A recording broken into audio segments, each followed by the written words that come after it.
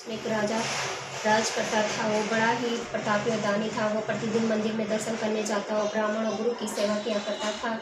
उसके द्वार से कोई भी निराश होकर न लौटता था। वो प्रत्येक गुरुवार को व्रत रखता है, पूजन करता था, हर दिन गरीबों की सहायता किया करता था। परंतु यह सब बातें उसकी रानी को अच्छी नहीं लगती थी। वो न तो व्रत करती तो किसी को एक पैसा दान में देती थी तथा राजा से ऐसा करने को मना करती थी। एक समय की बात है जब राजा शिकार खेलने वन को गए थे और घर पर रानी उदासी थी। उस समय गुरु बृहस्पति एक साधु का रूप धारण कर राजा के दरवाजे पर भिक्षा मांगने आए। रानी से भिक्षा मांगी तो वो कहने लगे, हे साधु महाराज, मैं इस दान और पुण्य से तंग आ गई हूँ। मेरे से घर का कार्य समाप्त नहीं होता। इसी कार्य के लिए तो मेरे पतिदेव विभूत है। आप इस प्रकार की कृपा करें, यह सब धन नष्ट हो जाता था, मैं आराम से रह सकूँ। साधु बोले, हे देवी, तुम तो बड़ी विचित्र हो। संतान और धन से कोई दुखी नहीं होता, इसको सभी चाहते हैं। पापी भी पुत्र और धन की इच्छा करता है। अगर तुम्हारे पास धन अधिक है तो भूखे मनुष्य को भोजन कराओ, प्याग लगवाओ, ब्राह्मण को दान दो, धर्मशाला बनवाओ, कुआं, तालाब, बावड़ी, बाग बगीचों आदि का निर्माण कराओ तथा निर्धन कुंवारी कन्याओं का विवाह कराओ और धन को अन्य को यज्ञाति धर्म करो। इस प्रकार के कर्मों से आपके कुल का आपका नाम परलोक में सार्थक होगा एवं स्वर्ग की प्राप्ति होगी। परंतु वो रानी इन बातों से खुश न हुई। वो बोली, है साधु महाराज, मुझे ऐसे धन की आवश्यकता नहीं जिसको मनुष्य को दान दूं, जिसको रखने संभाले मेरा सारा समय नष्ट हो जाए। साधु महाराज ने कहा, हे देवी, तुम्हारी ऐसी इच्छा है तो ऐसा ही होगा। मैं तुम्हें जैसा बताता तुम वैसा ही करना। बृहस्पतिवार के दिन घर को गोबर से लीपना, अपने केसों को धोना, केसों को धोते समय स्नान करना, राजा से कहना कि वो हजामत बनवाए, भोजन में मांस मदिरा खाना, कपड़ा धोबी के यहाँ धुलने को डालना। इस प्रकार 7 बृहस्पतिवार करने से तुम्हारा सब धन नष्ट हो जाएगा। यह कहकर वह साधु महाराज वहाँ से अंतर्धान हो गए। रानी ने साधु के कहने के अनुसार वैसा ही किया कि 3 बृहस्पतिवार ही बीते थी कि उसकी समस्त धन संपत्ति नष्ट हो गई। भोजन के लिए दोनों समय परिवार तरसने लगा तथा सांसारिक भोगों से दुखी रहने लगे। तब वो राजा रानी से कहने लगा, हे रानी, तुम यहाँ पे रहो, मैं दूसरे देश को जाऊँ, क्योंकि यहाँ पर मुझे सभी मनुष्य जानते, इसलिए कोई कार्य भी नहीं कर सकता। देश चोरी परदेश भिक्षा बराबर है। ऐसा कहकर राजा परदेश चला गया। वहाँ जंगल में जाकर लकड़ी काट कर लाता और शहर में बेचता। इस तरह जीवन व्यतीत करने लगा। इधर राजा के बिना रानी उदासी दुखी रहने लगे। किसी दिन भोजन मिलता, किसी दिन जल पी कर ही रह जाती। एक समय की रानी और दासी को 7 दिन बिना भोजन के व्यतीत हो गए। तो रानी ने अपनी दासी से कहा, हे दासी, यहाँ पास के नगर में मेरी बहन रहती है, वो बड़ी धनवान है, तो उसके पास जा और वहाँ से 5 शेर बेजर मांग के लिया, जिससे कुछ समय के लिए गुजर हो जाएगी। इस प्रकार रानी की आज्ञा मानकर दासी रानी की बहन के पास गई। तो रानी की बहन उस समय पूजन कर रही थी, क्योंकि उस रोज बृहस्पतिवार का दिन था। जब वह दासी ने रानी की बहन को देखा तो उससे बोली, हे रानी, मुझे तुम्हारी बहन ने भेजा है, मुझे 5 शेर बेजर दे दो। इस प्रकार दासी ने अनेक बार कहा, परंतु रानी ने उत्तर नहीं दिया, क्योंकि वह उस समय बृहस्पतिवार की व्रत कथा सुन रही थी। इस प्रकार जब दासी को किसी प्रकार का उत्तर नहीं मिला तो वो बहुत दुखी हुई और क्रोधवश लौटकर अपने गाँव और रानी के पास आकर बोली, हे रानी, आपकी बहन बहुत धनी स्त्री है, कोई छोटे लोगों से बात भी नहीं करती। क्योंकि मैंने उनसे कहा तो उन्होंने कोई उत्तर ही नहीं दिया। मैं वापस चली आई। रानी बोली, हे दासी, इसमें उसका कोई दोष नहीं है। जब बुरे दिन आते तब कोई सहारा नहीं देता। अच्छे बुरे का पता विपत्ति में ही लगता है। जो ईश्वर की इच्छा होगी वही होगा। यह सब हमारे भाग्य का दोष है।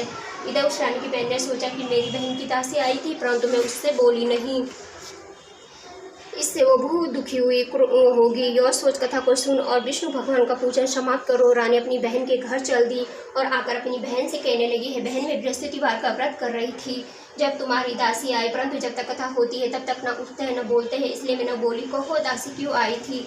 रानी बोली, हे बहन, हमारे घर में अनाज नहीं था, वैसे तुमसे कोई बात छिपी नहीं है, इस कारण मैंने दासी को तुम्हारे पास 5 शेर बेजर के लिए भेजा था।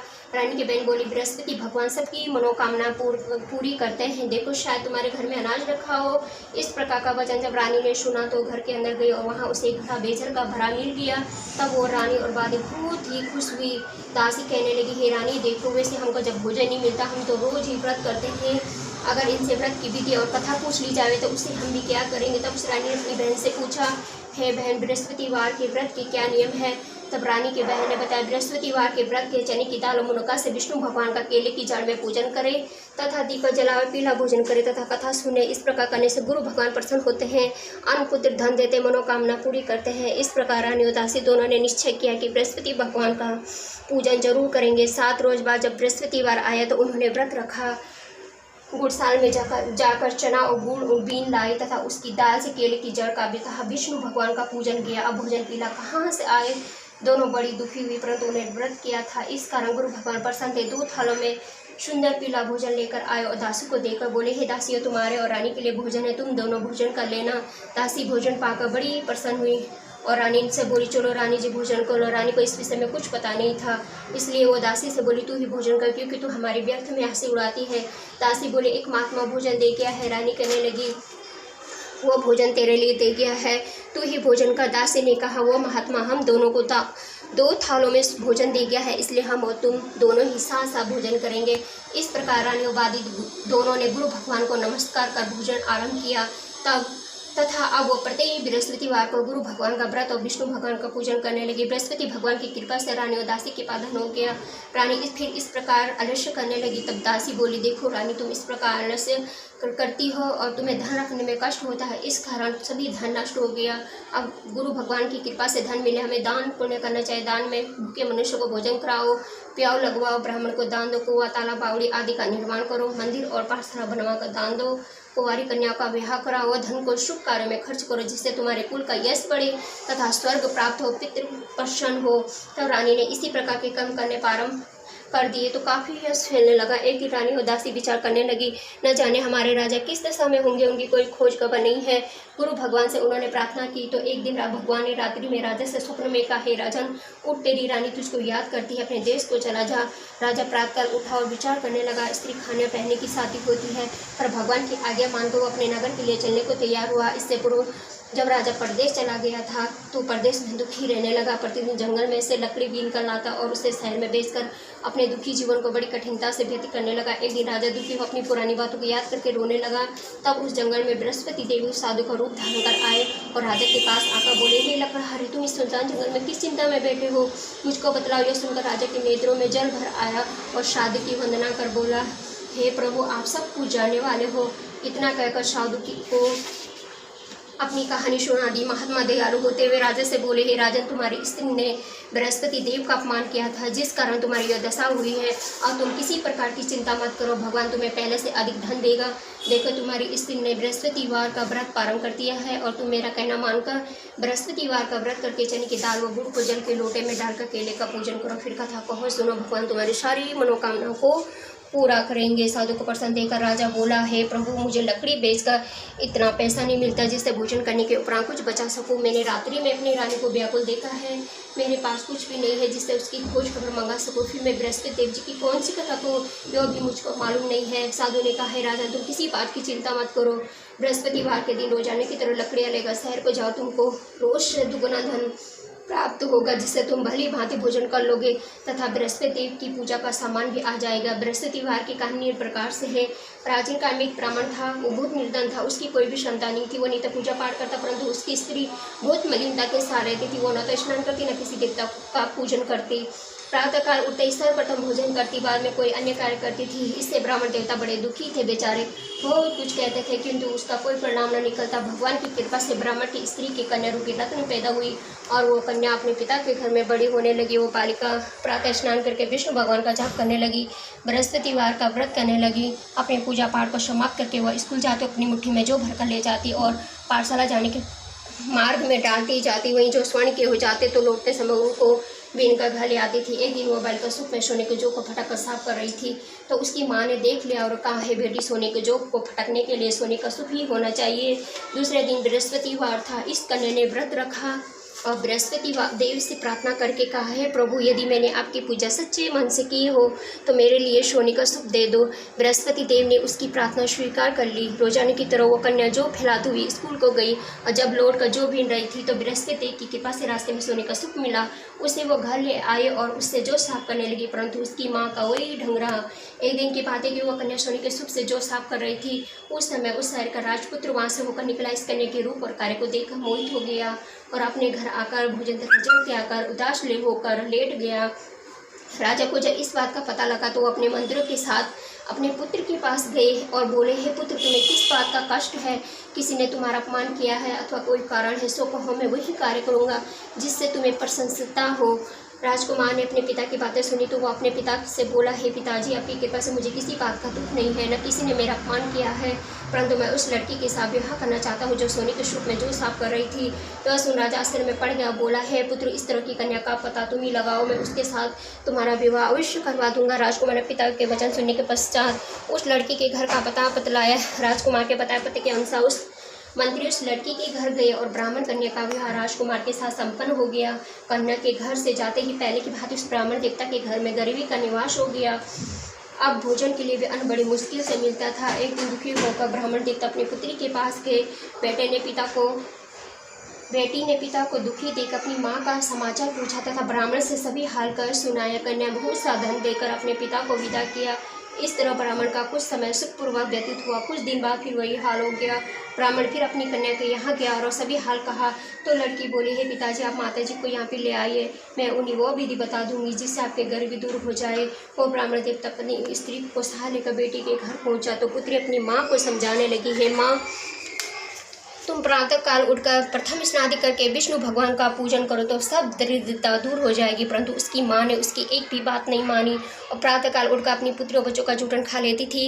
एक दिन उसकी पुत्री को बहुत क्रोध आ गया और एक रात कोठरी से सभी सामान निकाल दिया और अपनी माँ को उसमें बंद कर दिया। प्रातःकाल उसमें से माँ को निकाला, स्नान करा के पूजा पाठ करवाया तो उसकी माँ की बुद्धि ठीक हो गई और प्रत्येक बृहस्पतिवार को व्रत रखने लगी। इस व्रत के प्रभाव से उसकी माँ बहुत धनवान तथा पुत्रवती हो गई और बृहस्पति देव जी की कृपा से स्वर्ग को प्राप्त हुई तथा वो ब्राह्मण भी सुखपूर्वक इस लोक से सुख होकर स्वर्ग को प्राप्त हुए। इस तरह कहानी कहकर साधु देवता वहाँ से लोप हो गए। धीरे धीरे समय व्यतीत होने पर फिर बृहस्पतिवार का दिन आए तो राजा जंगल से लकड़ी काट कर किसी शहर में बेचने गया। उसे उस दिन के अपेक्षा अधिक धन मिला। राजा चना गुड़ आदि लाकर बृहस्पतिवार का व्रत किया। उस दिन के उसके सभी कलेश दूर हुए। परंतु जब दोबारा बृहस्पतिवार आया तो वो व्रत ही करना भूल गया। इस कारण बृहस्पति भगवान नाराज हो गए। उसी दिन उस नगर के राजा ने विशाल यज्ञ का आयोजन किया तथा शहर में यह घोषणा करवा दी कि कोई भी मनुष्य अपने घर भोजन न बनावे, आग भी न जलावे, समझ लोग मेरे यहाँ भोजन करने आवे। इस आज्ञा को जो नहीं मानेगा उसको फांसी की सजा दी जाएगी। इस तरह की घोषणा संपूर्ण नगर में करवा दी गई। राजा की आज्ञा अनुसार शहर के सभी लोग भोजन करने गए, लेकिन लकड़हारा कुछ देर से पहुंचा, इसलिए राजा को उसको अपने साथ घर ले गए और ले जाकर भोजन करा रहे थे तो रानी की दृष्टि उस खूंटी पर पड़ी जिस पर उसने अपने हार लटका रखा था वो वहाँ पे दिखाई नहीं दिया। तो रानी के हार की चोरी के अपराध में लकड़हारा को पुलिस बुलवाकर उसको जेल खाने में डलवा दिया। जब राजा जेल खाने में गया तो बहुत दुखी होकर विचार करने लगा कि न जाने कौन से पूर्व जन्म के कर्म है जिसके कारण मुझे ऐसा दुख प्राप्त हो रहा है। फिर राजा उसी साधु को याद करने लगा जो जंगल में मिला था। उसी समय तत्काल बृहस्पति साधु के रूप में प्रकट हो गई।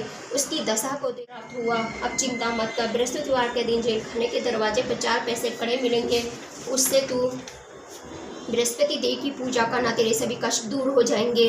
बृहस्पतिवार के दिन उसे 4 पैसे मिले। राजा ने उसी पैसे की सहायता से अपना व्रत और पूजन किया। उसी रात्रि को जब राजा सो रहा था तो बृहस्पति ने राजा को स्वप्न में कहा, हे राजन, तुमने जिस आदमी को जेल खाने में हार की चोरी के अपराध में बंद कर रखा है वो निर्दोष है, वो राजा है, उसे छोड़ देना। रानी का हार उसी खूंटी पर लटका हुआ है। अगर तू ऐसा न करेगा तो मैं तेरे राज्य को नष्ट कर दूंगा। राजा प्रातःकाल उठा तो रानी जब राजा आए तो उन्हें अपने सालिवा आई। तब राजा ने क्रोध करके अपनी तलवार निकाली और पूछने लगा, यह बताओ कि यह धन तुम्हें कैसे प्राप्त हुआ है। तब रानी ने कहा कि यह सब धन बृहस्पतिवार के व्रत के प्रभाव से प्राप्त हुआ है। राजा ने निश्चय किया कि 7 रोज बाद में सभी बृहस्पति देव का पूजन करते हैं, परंतु मैं रोजाना दिन में 3 बार कहानी कहा करूँगा और रोज व्रत किया करूँगा। अब हर समय राजा के दुपट्टे में चने की दाल बनी रहती थी। दिन में 3 बार कहानी कहता है। एक रोज राजा ने विचार किया कि चलो अपनी बहन के यहाँ आवे। इस तरह निश्चय कर राजा घोड़े पर सवार हुआ अपनी बहन के यहाँ चलने लगा। मार्ग में उसने देखा कि कुछ आदमी एक मुर्दे को लिए जा रहे हैं। उन्हें रोकर राजा कहने लगा, अरे भाइयों, मेरी बृहस्पतिवार की कथा सुन लो। वे बोले, लोग हमारा 2 आदमी मर गए हैं और इसको अपनी कथा की पड़ी है। परंतु कुछ आदमी बोले, अच्छा को हम तुम्हारी कथा भी सुनेंगे। राजा ने दाल निकाले और जब कथा आदि हुई थी कि मुर्दा हिलने लगा और जब कथा समाप्त हुई तो राम राम करके वो मनुष्य उससे बोला, अरे भाई, तुम मेरी बृहस्पतिवार की कथा सुन लो। किसान बोला, लो, जब तक मैं तुम्हारी कथा सुनूंगा तब तक 4 हरिया जोत लूँगा, जा अपनी कथा किसी और को सुनाना। इस तरह राजा आगे चलने लगा। राजा के हटे बेल पछाड़ खाकर गिर पड़े तथा किसान के पेट में बहुत जोर से दर्द होने लगा। उस समय उसकी माँ रोटी लेकर आई। उसने जब यह देखा तो अपने पुत्र से सभी हाल पूछा। बेटे ने सभी हाल कह दिया तो गुड़िया दौड़ी दौड़ी राजा के पास गई। उससे बोली, मैं तेरी कथा सुनूंगी तो अपनी कथा मेरे खेत पर ही चलकर कहना। राजा ने बुढ़िया के खेत पर जाकर कथा कही, जिसको सुनकर वो पेड़ खड़े हो गए तथा किसान के पेट का दर्द बंद हो गया। राजा अपनी बहन के घर पहुंच गया। बहन ने भाई की खूब मेहमानी की। दूसरे रोज प्रातःकाल राजा जगा तो वो देखने लगा कि सब लोग भोजन कर रहे हैं। राजा ने अपनी बहन से कहा कि ऐसा कोई मनुष्य है जिसने भोजन नहीं किया हो और मेरी बृहस्पतिवार की कथा सुन ले। बहन बोली, हे भैया, यो देश ऐसा ही है, पहले यहाँ लोग भोजन करते हैं, बाद में अन्य काम करते हैं। अगर कोई पड़ोस में देखा हूँ, वह ऐसा कहकर देखने चली गई, परंतु उसे कोई ऐसा व्यक्ति न मिला जिसने भोजन नहीं किया हो। अथवा वह एक कुमार के घर गई जिसका लड़का बीमार था। उसे मालूम हुआ कि उनके यहाँ 3 रोज से किसी ने भोजन नहीं किया है। रानी ने अपने भाई की कथा सुनने के लिए कुम्हार से कहा। वो तैयार हो गया। राजा ने जाकर बृहस्पतिवार की कथा कही, जिसको सुनकर उसका लड़का ठीक हो गया। अब तो राजा की प्रशंसा होने लगी। एक दिन राजा ने अपनी बहन से कहा, हे बहन, हम अपने घर को जाएंगे, तुम भी तैयार हो जाओ।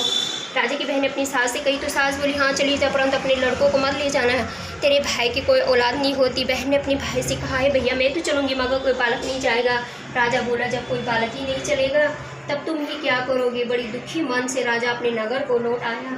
राजा अपनी रानी से कहा, हम निर्वंशी राजा हैं, हमारा मुंह देखने का धर्म नहीं है और कुछ भोजन आदि नहीं किया। रानी बोली, हे ना, जब बृहस्पति देव ने हमें सब कुछ दिया है तो औलाद भी अवश्य देंगे। उसी रात बृहस्पति देव ने राजा को स्वप्न में कहा, हे राजा, तू सभी सोच को त्याग भी, तेरी रानी गर्भ से है। राजा को यह बात सुनकर बड़ी खुशी हुई। 9वें महीने में रानी के गर्भ से सुंदर पुत्र प्राप्त हुआ। तब राजा बोला, हे रानी, स्त्री बिना भोजन के न सबके बिना कह न रख सकती। जब मेरी बहन आवे तो मुझसे कुछ कहना। महारानी ने सुनकर हाँ कर दिया। जब राजा की बहन ने शुभ समाचार सुना तो बहुत खुश हुई तथा बधाई लेकर अपने भाई के घर आई। तब रानी ने कहा, घोड़ा चढ़कर तो नहीं आई, गधा चढ़ी आई। राजा की बहन बोली, भाभी, मैं इस प्रकार न कहती, तुम्हें औलाद कैसे मिलती। बृहस्पति देव जी ऐसे हैं, जैसे जिसकी मन में कामना है सभी को पूर्ण करते हैं। जो सद्भावना पूर्वक बृहस्पतिवार का व्रत करता है, वह कथा पढ़ता सुनता और दूसरों को सुनाता है, बृहस्पति उसकी सभी मनोकामनाएं पूर्ण करते हैं। भगवान बृहस्पति देव जी उनकी सदैव रक्षा करते हैं। संसार में जो भगवान बृहस्पति जी का पूजन व्रत सच्चे हृदय से करता है, उसकी समस्त मनोकामनाएं पूर्ण करते हैं। जैसे सच्ची भावना से रानी और राजा ने बृहस्पति देव की कथा का गुणगान किया, उनकी सभी इच्छाएं बृहस्पति देव जी ने पूर्ण की। इसलिए सबको कथा सुनने के बाद प्रसाद लेकर जाना चाहिए, हृदय से उनका मनन करते हुए जयकारा बोलना चाहिए। बोलो बृहस्पति भगवान की जय, बोलो गुरु भगवान की जय। बृहस्पति देवा, ओम जय बृहस्पति देवा, छिन छिन भोग लगाऊं, छिन छिन भोग लगाऊं, कदली फल मेवा। ओम जय बृहस्पति देवा, तुम पूर्ण परमात्मा, तुम अंतर्यामी, स्वामी तुम अंतर्यामी, जगत पिता जगदीश्वर, तुम सबके स्वामी। ओम जय बृहस्पति देवा, चरणामृत निज निर्मल, सब पातक हरिता, प्रभु सब पातक हरिता, सकल मनोरथितायक, कृपा करो भरिता। ओम जय बृहस्पति देवा, तन मन धन अर्पण करे, जो जन शरण पड़े, प्रभु जो जन शरण पड़े, प्रभु प्रकट तब हो कर आकर द्वार खड़े। ओम जय बृहस्पति देवा, दीन दयाल दयानिधि, भक्तन हितकारी, पाप दोष सब हरता, भवबंधन हारी। ओम जय बृहस्पति देवा, सकल मनोरथितायक, सब संशय तारी, विषय विकार मिटाओ, संतन सुखकारी।